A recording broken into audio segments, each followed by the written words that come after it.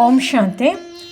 ಮುರಳಿಯ ಮುಖ್ಯ ಜ್ಞಾನ ರತ್ನಗಳು ಹಾಗೂ ಮುರಳಿಯ ಮುಖ್ಯ ಸಾರಾಂಶ. ಸ್ವಯಂ ಪರಂಪಿತ ಪರಮಾತ್ಮನೇ ಓದಿಸುತ್ತಿದ್ದಾರೆ. ಅದೃಷ್ಟಶಾಲಿ ಮಕ್ಕಳು ಡಬಲ್ ಕಿರೀಟಧಾರಿಗಳಾಗುವರು. ಮುರಳಿಯ ಮುಖ್ಯ ಜ್ಞಾನ ರತ್ನಗಳು. ಇಲ್ಲಿ ಶಿಕ್ಷಕರು ಯಾರು? ಸ್ವಯಂ ಪರಂಪಿತ ಪರಮಾತ್ಮ. ಅವರ ಪಾಠವೇನು? ರಾಜಯೋಗ. ಇದರಿಂದಲೇ ವಿಶ್ವದ ಮಾಲೀಕರಾಗುವಿರಿ. ಗುರಿ ಡಬಲ್ ಕಿರೀಟ ಅಂದರೆ ಜ್ಞಾನ ಯೋಗ ಧಾರಿ. ರಾಜಾಧಿ ರಾಜರಾಗುವುದು. ಯೋಗ ತಂದೆಯೊಂದಿಗೆ ಬುದ್ಧಿಯೋಗವೇ ನಿಜವಾದ ಕಮ್ಯುನಿಯನ್. ಜ್ಞಾನ ಪರಮಾತ್ಮನೇ ಸೃಷ್ಟಿ ಚಕ್ರದ ಸಂಪೂರ್ಣ ತಿಳುವಳಿಕೆಯನ್ನು ಕೊಡುತ್ತಾರೆ. ನಿಶ್ಚಯ ಬುದ್ಧಿ. ನಾವು ಆತ್ಮಗಳು, ತಂದೆಯ ಮಕ್ಕಳು. ಅವರೇ ನಮ್ಮನ್ನು ರಾಜ್ಯಭಾಗ್ಯಕ್ಕೆ ತಲುಪಿಸುತ್ತಾರೆ. ಓದಿನಲ್ಲಿ ನಿಷ್ಠೆ. ದೇವರ ಪಾಠವನ್ನೇ ಬಿಟ್ಟು ಬೇರೆ ಪಾಠಕ್ಕೇನೂ ಮೌಲ್ಯವಿಲ್ಲ.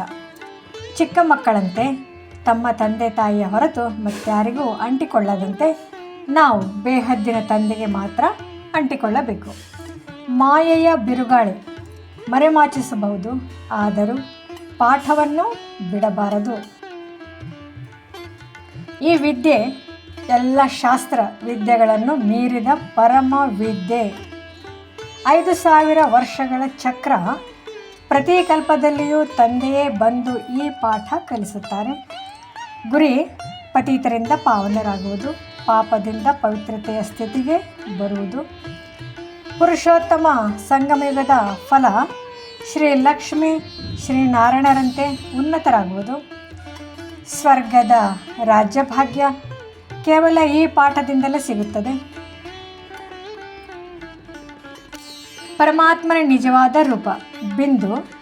ಅಂತರ್ಯಾಮಿ ಅಲ್ಲ, ಬೋಧಕ, ಪಾಠಶಾಲೆ, ಗುರು. ವಿಜ್ಞಾನ ಮತ್ತು ಯೋಗದ ವ್ಯತ್ಯಾಸ. ವಿಜ್ಞಾನದಿಂದ ವಿನಾಶ, ಯೋಗ ಬಲದಿಂದ ವಿಜಯ. ಮಹಾಭಾರತ ಯುದ್ಧ ಹೊಸ ಪ್ರಪಂಚದ ಸ್ಥಾಪನೆಗೆ ಅವಶ್ಯ. ತಂದೆ, ಶಿಕ್ಷಕ, ಸದ್ಗುರು ಮೂವರು ಒಬ್ಬರೇ ಪರಮಾತ್ಮ. ಶಾಂತಿಯ ಬಲ, ನೆನಪಿನ ಶಕ್ತಿ ವಿಶ್ವ ವಿಜಯವನ್ನು ತರುತ್ತದೆ. ತಾವೇ ಪೂಜ್ಯ, ತಾವೇ ಪೂಜಾರಿ.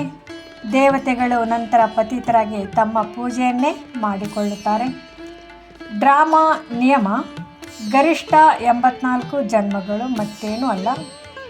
ಅವಶ್ಯಕತೆ ಸೇವೆಯಲ್ಲೇ ತೊಡಗಿಸಿಕೊಳ್ಳುವುದೇ ಸ್ವಯಂ ಉನ್ನತಿಯ ಮಾರ್ಗ. ಮುರಳಿಯ ಮುಖ್ಯ ಸಾರಾಂಶ. ಈಗಿನ ಪ್ರಾತಃಕಾಲ ಮುರಳಿಯಲ್ಲಿ ಬಾಬ್ದಾದ ಹೇಳಿದ್ದಾರೆ, ಮಕ್ಕಳೇ ವಿಚಾರ ಮಾಡಿ, ನಿಮಗೆ ಓದಿಸಲು ಬಂದಿರುವವರು ಯಾರು? ಸ್ವಯಂ ಶ್ರೇಷ್ಠಾತಿ ಶ್ರೇಷ್ಠ ಪರಮಾತ್ಮ ತಂದೆಯೇ ಬಂದಿದ್ದಾರೆ. ಅವರು ಕಲಿಸುವ ವಿದ್ಯೆಯಿಂದ ನೀವು ಡಬಲ್ ಕಿರೀಟಧಾರಿ, ವಿಶ್ವದ ರಾಜಾದಿ ರಾಜರಾಗುವಿರಿ. ಆದ್ದರಿಂದ ಅವರ ಪಾಠದಲ್ಲಿ ಸಂಪೂರ್ಣ ನಿಷ್ಠೆಯಿಂದ ತೊಡಗಿರಿ. ಬೇರೆ ಯಾವುದನ್ನು ಅಂಟಿಕೊಳ್ಳಬೇಡಿ. ತಂದೆಯ ನೆನಪೇ ಪಾವಿತ್ರ್ಯ, ಶಾಂತಿಯ ಬಲವೇ ವಿಶ್ವ ವಿಜಯ. ಅವರು ಪ್ರತಿ 5000 ವರ್ಷಕ್ಕೊಮ್ಮೆ ಮಾತ್ರ ಬಂದು ನಮಗೆ ಈ ರಾಜಯೋಗವನ್ನು ಕಲಿಸುತ್ತಾರೆ. ವಿಜ್ಞಾನದಿಂದ ಪ್ರಪಂಚದ ವಿನಾಶ, ಯೋಗ ಬಲದಿಂದ ಸೃಷ್ಟಿಯ ವಿಜಯ. ಇದೇ ಸಂಗಮಯುಗದ ಅರ್ಥ. ತಂದೆ, ಶಿಕ್ಷಕ, ಸದ್ಗುರು ಒಬ್ಬರೇ ಆಗಿರುವ ಅವರು ನಮ್ಮನ್ನು ಪಾವನ ದೈವಿ ರಾಜ್ಯಕ್ಕೆ ಕರೆದೊಯ್ಯುತ್ತಾರೆ. ವರದಾನ. ಸಮಯ ಮತ್ತು ಸಂಕಲ್ಪಗಳನ್ನು ಸೇವೆಯಲ್ಲಿ ಅರ್ಪಿಸಿ. ಮಾಸ್ಟರ್, ವಿಧಾತ, ವರದಾತ ಭವ. ಸ್ಲೋಗನ್. ತಮ್ಮ ಇಚ್ಛೆಗಳನ್ನು ಕಡಿಮೆ ಮಾಡಿದರೆ ಸಮಸ್ಯೆಗಳು ಕಡಿಮೆಯಾಗುತ್ತದೆ. ಅವ್ಯಕ್ತ ಸೂಚನೆ.